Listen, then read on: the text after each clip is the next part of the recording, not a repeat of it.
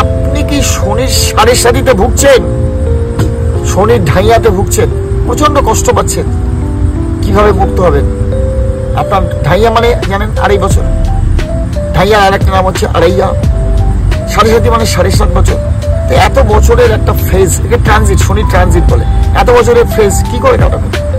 শনির ঢাইয়াতে, শনির সাড়ে সাতিতে, আমি এটা শোনা যেত যে শনির সাড়ে সাতিতে শনি কাউকে মানে না, এটা ভুল ধারণা।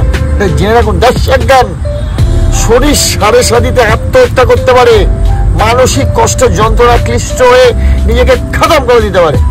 এটা আমার চোখে দেখে, আজমায়া হওয়া টোটকা, আজমায়া হওয়া প্রেডিকশন, জেনে রাখুন। সেই জন্য কিভাবে কবল থেকে মুক্ত হবেন? ডিপ্রেশন আসবেই, কিছু করার নেই। ডিপ্রেশন থেকে মুক্ত হওয়ার জন্য যাদের শনির সাড়ে সাতিতে শনি নীলা শুট করছে না, শনির সাড়ে সাতিতে যাদের নীলা শুট করবে তাদেরই নীলা ধারণ করতে হবে, নাহলে নীলা ধারণ করলে হবে না। না হলে আপনি শিবলিঙ্গের পুজো করবেন, শিবলিঙ্গের মধ্যে পারদের শিবলিঙ্গ, শনির সাড়ে সাতি কাটাবার আমক টোটকা, নীলা শিবলিঙ্গ, নীলা শিবলিঙ্গ, পারদের শিবলিঙ্গ এবং ব্ল্যাক টুরমালিনের শিবলিঙ্গ, এইগুলো হচ্ছে ব্ল্যাক টুরমালিন, ব্ল্যাক অ্যাগেট, এদের শিবলিঙ্গ হচ্ছে শনির সাড়ে সাতি দূর করার আমক টোটকা।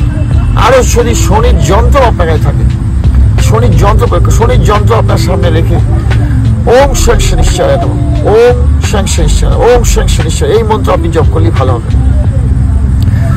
ওম প্রিয়াঙ্গু কলিকা শ্যামং রূপে নাম প্রতিমং ভুবং সৌমং সমগুণবেদং তং বুধং প্রমাম, এটা হচ্ছে বুধের মন্ত্র। আর নীলাঞ্জন সমাভাসং রবিপুত্রং জমাগ্রজম ছামাত্যন্ত সম্ভুতম তং নমামি শনিশ্চরম। শনির এই মন্ত্র পাঠ করলে অবশ্যই শনি সংক্রান্ত দোষ দূর হবে। আর শনি তান্ত্রিক মন্ত্র জেনে রাখবেন, ভুলবেন না।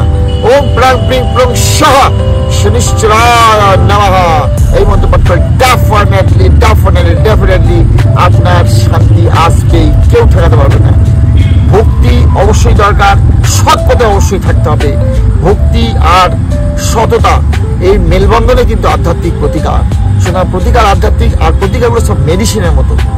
প্রতিকার করবেন, ভালো থাকবেন। Thank you.